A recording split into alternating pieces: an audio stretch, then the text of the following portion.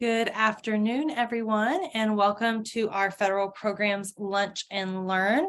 On behalf of Superintendent Hoffmeister and the Oklahoma State Department of Education, we are happy for you to join us today. We have a little bit different structure today. I'm glad to be back with you after we traveled last week to the Bruman Conference. Heard lots of great information. So today we are just kind of checking in, catching back up, reminding you of a few things that are going on, and then we'll have some time at the end for you to ask questions if you have them. So just a little bit more laid back structure today. So we will start off by just sharing a bit of data from our system, and that is that we have approved original applications from almost everyone. So we have in the consolidated application, we're at about 93% of people that have an approved original application, and with ARP about 92%. And so you guys are rocking and rolling and getting those applications approved. And we know many of you filed that first claim last week before December 1st. And so we are very thankful for the work that you're doing, getting that stuff turned in, getting those first claims turned in.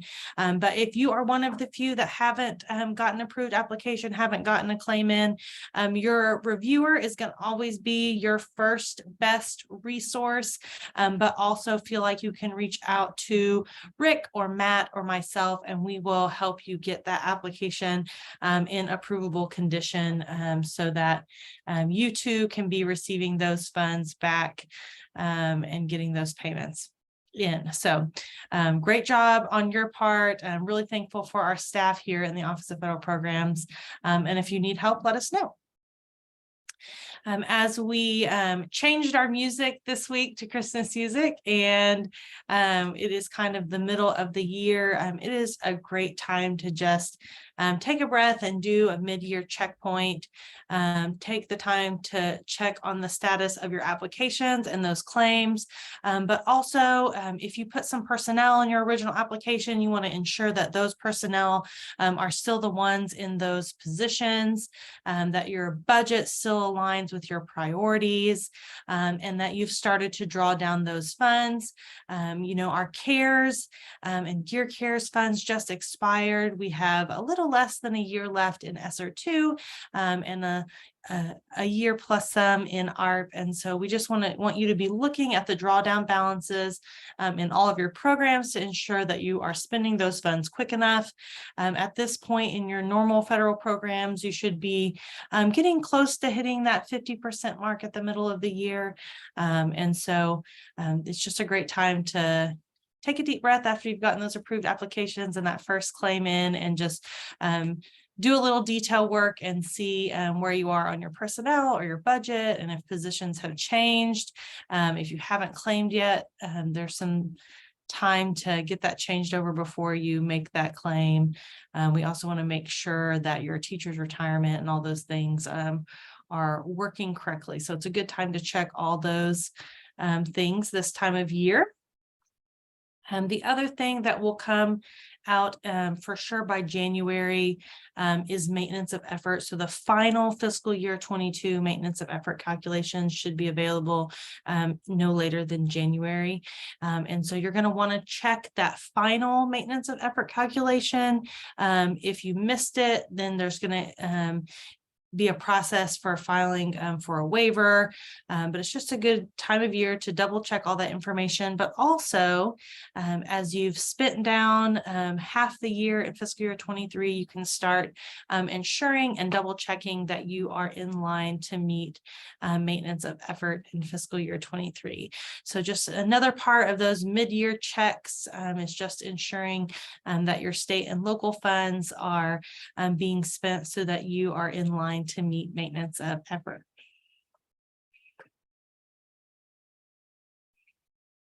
The payment schedule. So we know many of you got claims in last week. I know I heard from our reviewers that their queues were deep and they had lots of claims to process. So please be patient as we get all of those processed. We still are working through those. We have lost a reviewer a few weeks ago. So if your reviewer was Ryan, those have been being dispersed across the department, and his queue is still within 4 or 5 days of being processed once it turned in. So if you are in dire straits and you feel like something hasn't been looked at, please give us a call. But we are also taking care of his queue, and those should be taken care of. But it's just going to be one of the other reviewers on our staff. There's not a specific reviewer that they're all going to. But if you feel like something has been in there for a long time, you feel like maybe we've missed it, please feel free to give us a call. So with those payments last week, the normal pay schedule that we are back to following is that if the payment or the claim has been processed by Monday evening, it gets batched up on Tuesday and deposited into your bank on Thursday. That schedule has been for a lot of this semester, and we did that last night and today. That happened. So there should be money coming to your accounts on Thursday this week. That will also happen next week, but there will be no payments on that December 26th through the 30th. So that time between Christmas and New Year's Day, there will not be a payment that week. Hopefully you will be taking a break and relaxing and not worried about that. But we are trying to get all of those claims that were filed last week for that December 1st deadline processed for you, so you receive that payment before your holiday break. So someone in the chat just said that they're having trouble renewing your UEI expiration date on sam.gov. I do think that there are many dealing with that complication. Rick, do you have any advice for those that are renewing their UEI?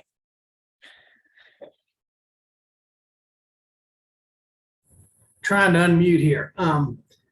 The biggest problem with UEI is districts have went in and maybe their address has changed, or maybe their school district. When I renewing my SAM UEI as a superintendent in the past, my district was Kiowa Independent District number 14 of Pittsburgh County. And I thought, no, we're Kiowa Public Schools. And I changed that name. Then it wouldn't verify till I uploaded more information. And it goes through a 4 verification step. So if you change any information in there, you're going to have to validate with SAM, System of Award Management. You're going to have to then submit information to the CAGE code, which is the Contract Award Government Entity number. Then the IRS has to validate. If all 4 of those things are in sync, my advice is to live with what's in the system and move forward, unless you've had a consolidation and you need to do something different. But if you change any of those, you have to realize that process now is going to take you 2 to 3 months, because once you get your information in the IRS, now it goes to the CAGE code that it won't validate with. And it all starts over, and it turns into an absolute nightmare for districts. I wish there was a better way in that system, but just so you know, it is really, really tough if you change information in that SAM award system. Rick, even if you don't change information, for some reason, they have started asking for additional documentation this year that in the past was not asked for. So I guess I'm just forewarning everyone as they go through that renewal process. It was onerous in the past. It will be even worse in the future. Yes, it will. And so those of you that have gone through that process, if you took screenshots or have any information about what was requested, if you want to forward that along to us, we will share it with all of our friends so that they are a little more prepared for that process. We hate that you guys had to struggle through it, but we'd be happy to share your experience so that someone else doesn't have to struggle. And my biggest piece of advice, do it twice a year. Don't wait till it's going to expire in 3 weeks and do it. Do it every 6 months. Do it July 1. That way you're good through June 30th, the whole year. and then do it again in January. So you're good through the summer and filing late claims. And if the process does take an extended period of time, you have that overlap period. So do it twice a year. Okay, do you have any other questions about the payment schedule or that UEI? That's sometimes the reason a claim gets kicked back to you is that if your UEI is expired. So definitely, like Rick said, be on the ball to do that before it expires, especially if we're hearing that it has been more complicated than normal. So do you have any more questions about that? Okay, so just a few things to remember that are kind of happening right now. Last week, Tammy led our Lunch and Learn to talk to you about the Return to Learn plan or the Safe Return Plan update. With those Return to Learn plans, it's got to be reviewed every 6 months. So we have hit that deadline again, which is December 22nd. So if your plan has been updated in the last 6 months, there might not necessarily be anything that you need to do, but we encourage you to get on the timeline with this because we will remind you and we'll have the new forms out. And so December 22nd is that date to have your Return to Learn plan reviewed and updated, or you can fill out the form to say that no changes were needed. And so, yes, there is an updated form to use, and I will get that put in the chat for you. I think I can find that.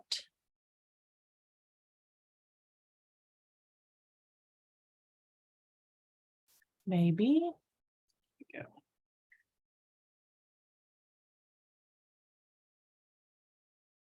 we go. Okay, here is the form for this December. That should be in the chat for you. So if no changes were needed, that just you just need a signature and a couple check marks. And if you have an approved application, you'll create an amendment and throw that in there. If your application isn't quite approved, you can have it sent back to you or just upload that on your next amendment. So Michelle, go ahead. This one, I'm going to even allow you to call it a dumb question, but I am so into my monitoring documents that I'm over the top on accuracy here. So I'm sitting with an application that needs to be resubmitted that has correction in it. Can I go ahead and upload this Safe Return to Learn, no need for revision form? Yes. Now, even though it's not December 22nd and it's going to be dated, I don't know, whatever today is. Yeah, so it just has to be updated within that 6-month grace, that 6-month period. So as long as it's updated by December 22nd, it's not that it has to be done on the 22nd. And then we'll do it again in June. So really, if you think about updating it for spring semester, updating your Return to Learn plan for fall semester, if you're updating it twice a year, you are in compliance with that 6-month review.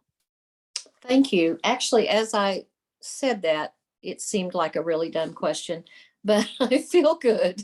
Thank you. You're welcome. No dumb questions. We've all got a lot on our plates. I did not, since you mentioned monitoring, I did not put this in the slides today, but remember that monitoring deadline has been pushed back to January 6th. And so you have a little bit of extra time. It was supposed to be today, actually, December 6th, but it's been moved back to January 6th. So there's a little bit of extra time. And as always, your program manager is available to help you, and also Amber. So if you are getting all those documents together, make sure you hit that January deadline.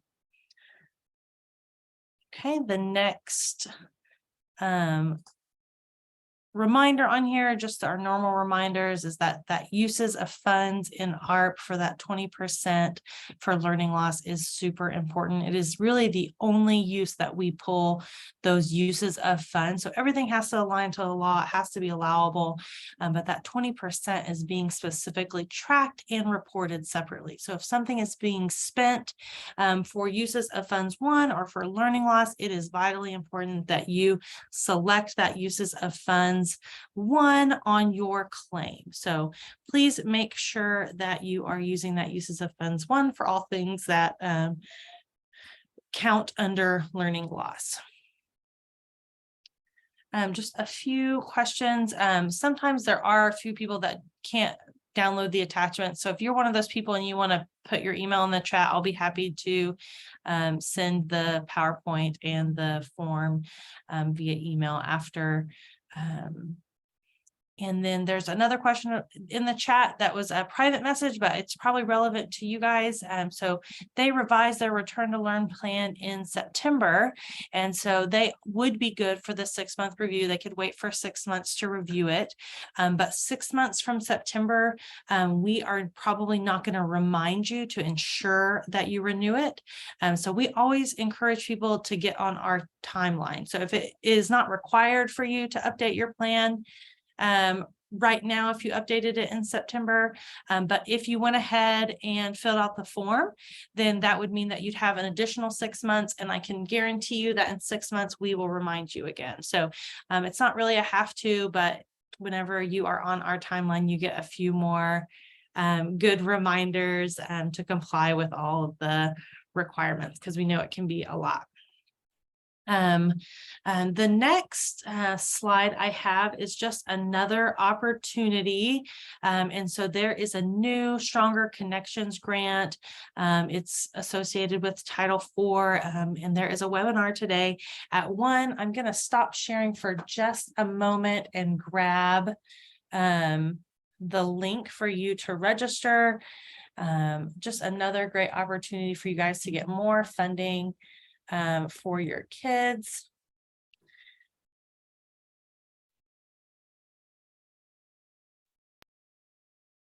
Get that posted in the chat for you. Hello,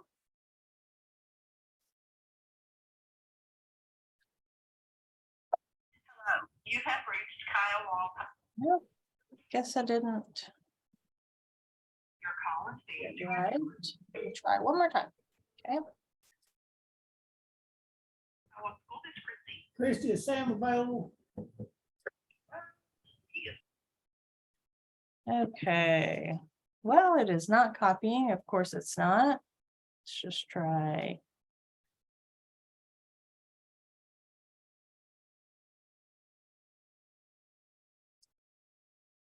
There we go.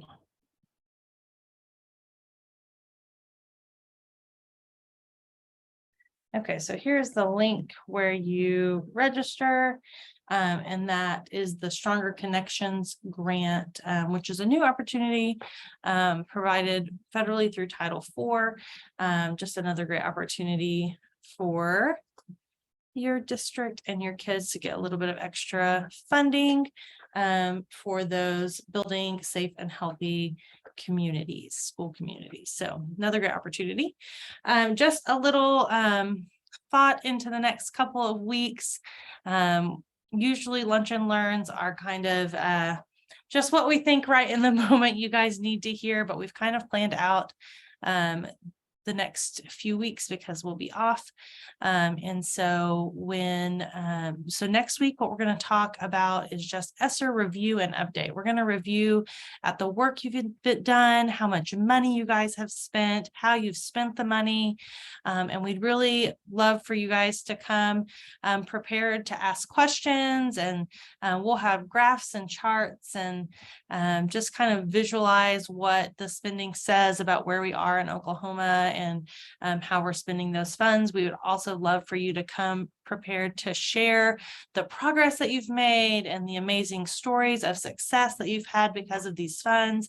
And so we will just review a little bit about where we started and when we got the money, and then how we're doing as far as drawing all those funds down, and the work that you guys have been able to do because of this money. So it'll be kind of a little bit of review before we go into the holiday break. In my mind, the numbers look so good and you guys have done so much work. So it'll be a little bit of a celebration for you as we prepare to hop into 2023 and, get those last few months of ESSER 2 in and wrap up that last a little over a year with ARP. And so that's what we'll do next week. And then we're going to take 2 weeks off over those holiday breaks. So December 20th and 27th, we will not have a lunch and learn. And then we will pop right back up after the first of the year and start again to talk about, planning and risk assessments, and kind of when we get into 2023, it's like the end of the year comes faster than we all realize. And so we'll want to start doing some strategic planning and comprehensive needs assessments and just evaluating the year. So that's where we will start off in January. So next week, we'll just shine a light on the amazing work that you guys have been able to do. Please come prepared to, come off mute and share any of those successes that you've had or the amazing things you've been able to do with federal funds as we celebrate before we move into the holidays. So that being said, that is all the content I have for you today. Remember that your reviewer is always your first best resource for getting those applications approved or those claims approved. They can always help you, but you can also feel free to reach out to Rick or Matt or myself, especially if right now you're sitting on an application that's not approved or you have a claim that you feel like hasn't been looked at. Please message us, let us look into it, let us get that processed for you. We'd be happy to support you in any way we can. So that's all I have for today. We will open it up for questions. Let you guys ask anything that you need, anything you are struggling with or working on that you need assistance with. We would be happy to help you. So we'll just open the floor for that.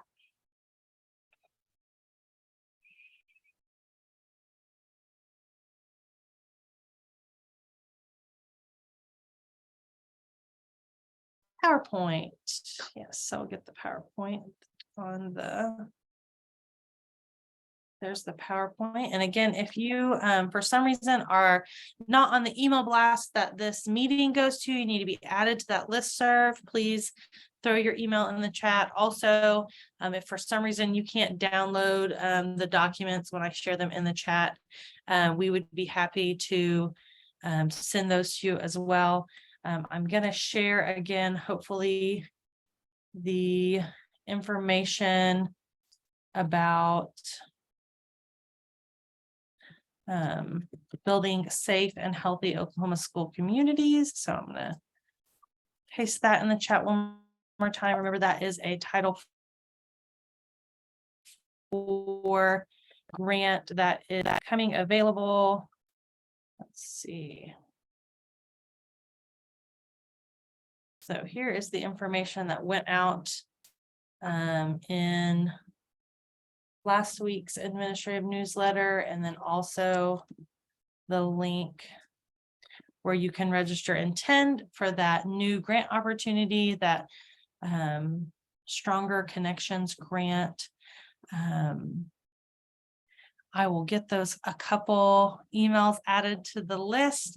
We appreciate you being here today. Please feel free to throw an email or any extra comments in the chat, and we'll get you added to the list or get those resources sent to you. We appreciate you being here today, and we look forward to seeing you next week for kind of look back on what we've done and the amazing work you've done to spend all of this federal funds that was kind of laid in your lap, and kind of celebrate the work that you guys have done. So we appreciate you being here today. And if there aren't any questions, we'll let you capture back this last 5 minutes, and then we'll look forward to seeing you next week. So thank you all for being here, and we'll see you next Tuesday.